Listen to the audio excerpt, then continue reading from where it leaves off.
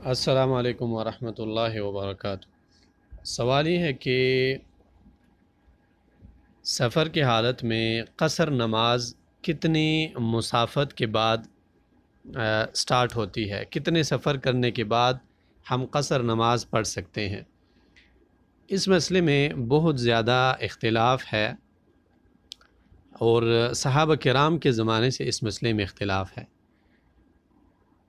علماء نے اس مسئلے کی وضاحت کے لیے 4 طریقے جو ہے استعمال کیے ہیں۔ پہلا طریقہ یہ ہے کہ علماء قصر کی مسافت کے لیے جو طریقہ اختیار کرتے ہیں وہ دنوں کا حساب ہے۔ یعنی علماء کا کہنا یہ ہے کہ اگر انسان اتنا سفر کر لیتا ہے کہ عام روٹین میں انسان چلتے ہوئے وہ مسافہ 3 دنوں میں کاٹ سکے، تو اگر اتنا مسافہ ایک انسان اپنے گھر سے کاٹ لیتا ہے تو یہ جو ہے سفر کی رخصتوں پہ عمل کر سکتا ہے، قصر نماز بھی پڑھ سکتا ہے، افطار بھی کر سکتا ہے، موضوع پر 3 دن اور 3 رات مسح بھی کر سکتا ہے، ان چیزوں پہ عمل کر سکتا ہے۔ اور یہ جو ہے بدائع الصنائع پہلا جلد 93 اور در مختار دوسرا جلد 123 نمبر پیج پہ یہ بات ذکر ہے۔ اور دلیل اس پر علی رضی اللہ عنہ کی روایت ہے کہ ان سے پوچھا گیا کہ موضوع پر ہم مسح کس وقت کر سکتے ہیں؟ علی بن ابی طالب رضی اللہ عنہ نے فرمایا کہ اللہ کے رسول صلی اللہ علیہ وسلم نے 3 دن اور 3 راتیں مسح کی مقرر کی ہے مسافر کے لیے موضوع پر، اور 1 رات اور 1 دن اللہ کے رسول صلی اللہ علیہ وسلم نے مقرر کی ہے مسح کرنے کے لیے موضوع پر مقیم آدمی کے لیے۔ اور اس طرح بخاری میں حدیث ہے 1036 اور مسلم میں ہے 1338 نمبر پہ کہ اللہ کے رسول صلی اللہ علیہ وسلم نے فرمایا کہ کسی بھی مسلمان عورت کے لیے حلال نہیں ہے جو اللہ اور آخرت کے دن پر ایمان رکھتی ہو وہ محرم کے بنا سفر کرے، اور اللہ کے رسول صلی اللہ علیہ وسلم نے جو اندازہ بتایا ہے وہ ہے مسیرت 3 لیال، 3 دن کے مسافت کے کاٹنے کے مقدار پر سفر۔ یہ ایک طریقہ ہے علماء کا۔ دوسرا طریقہ جو ہے وہ یہ ہے کہ ہم اس مسئلے میں لغت کو اعتبار دیں گے، عربی زبان کو۔ تو جہاں بھی آپ جاتے ہیں اور آپ پر سفر کا نام صادق آئے اور آپ کو لغت کے اعتبار سے مسافر کہا جائے، اس صورت میں آپ جو ہے قصر نماز پڑھ سکتے ہیں۔ یہ مذہب ہے امام ظاہری کا، ظواہر کا، اور اسی طرح امام ابن قدامہ رحمہ اللہ کا موقف ہے۔ اور دلیل اس پر قرآن کریم کی آیت ہے کہ اللہ نے فرمایا ہے کہ جب بھی آپ سفر کرتے ہیں تو کوئی گناہ نہیں ہے کہ آپ نماز قصر کریں۔ اب اللہ تعالیٰ نے سفر کا ہی نام لیا ہے، اور اللہ تعالیٰ نے دنوں کا ذکر نہیں کیا، کتنی مسافت آپ نے کاٹی ہے اس کا ذکر نہیں کیا، برد وغیرہ کا ذکر نہیں کیا۔ اور یہ جو قول ہے امام ابن حزم رحمہ اللہ نے محلہ 3 جلد 213 سے 212 سے لے کے 215 نمبر پیج تک اس مسئلے کو ذکر کیا ہے۔ اور یہی مسئلہ، یہی موقف امام ابن قدامہ رحمہ اللہ کا ہے، انہوں نے مغنی میں 2 جلد 190 نمبر پیج پہ اس موقف کو ذکر کیا ہے۔ تو اس موقف کے مطابق جہاں بھی آپ پہ سفر کا نام صادق آئے اور آپ کو مسافر کہا جائے، چاہے وہ سفر جتنا مرضی ہو، آپ اس میں قصر نماز پڑھ سکتے ہیں۔ یعنی کہ مسافت اس کی جتنی مرضی ہو، بس آپ جب سفر کے لیے نکل چکے ہیں تو آپ سفر کی نماز پڑھ سکتے ہیں، یعنی آپ قصر کر سکتے ہیں، دوسرے رخص پر عمل کر سکتے ہیں۔ تیسرا طریقہ جو علماء نے اختیار کیا ہے وہ تحدید بالعرف ہے، یعنی سوسائٹی جس ماحول میں آپ رہ رہے ہیں یہ بات اس ماحول کی سپرد کی گئی ہے۔ تو اگر معاشرے میں جہاں آپ رہتے ہیں تو اس معاشرے کے مطابق جہاں بھی آپ کو مسافر کہا جائے وہاں آپ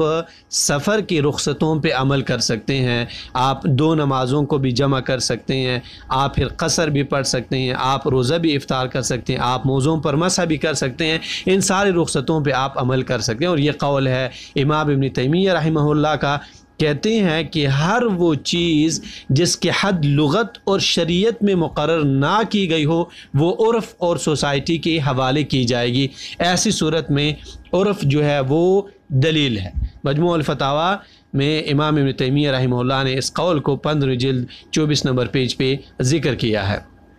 چوتھا قول ہے جمہور علماء کا، اور یہ انشاءاللہ اس باب میں صحیح قول ہے کہ قصر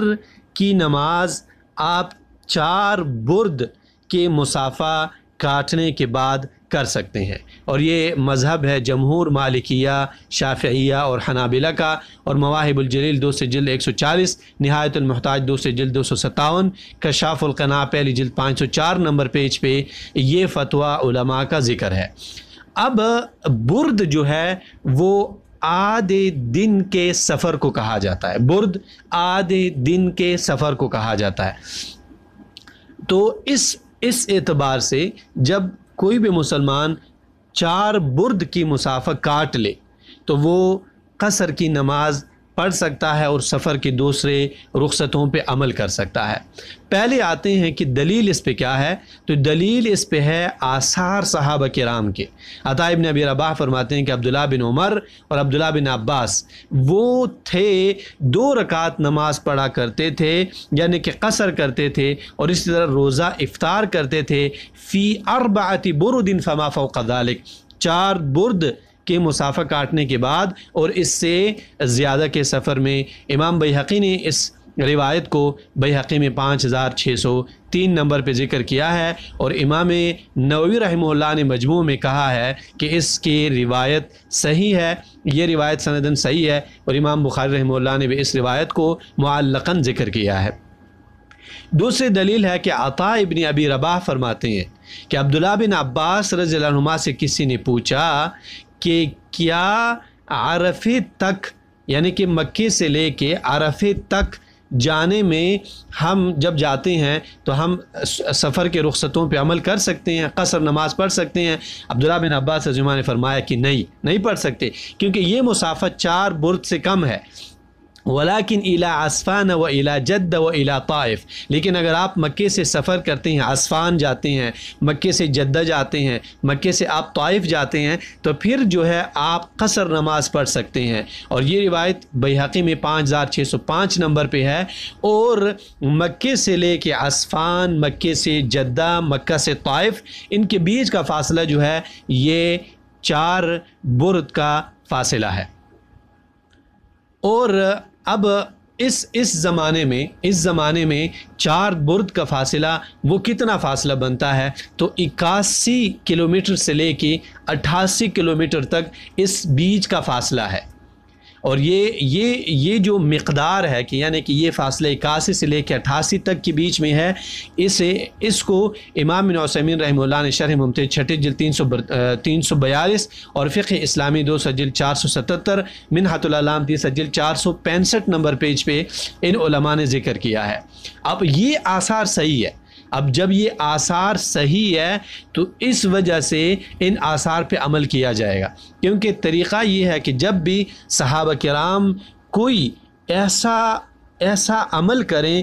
جو کہ اسلام کے ادلہ کے صریح خلاف نہ ہو، اور صحابہ کرام میں سے کسی نے ظاہر اس کی مخالفت نہ کی ہو، تو ایسی صورت میں صحابہ کے عمل پر یا قول پر عمل کیا جائے گا۔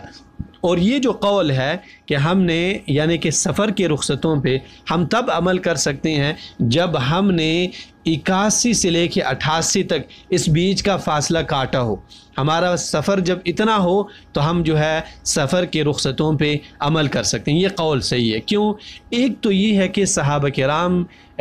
کا فتویٰ اور عمل صریح اور صحیح انداز میں موجود ہے،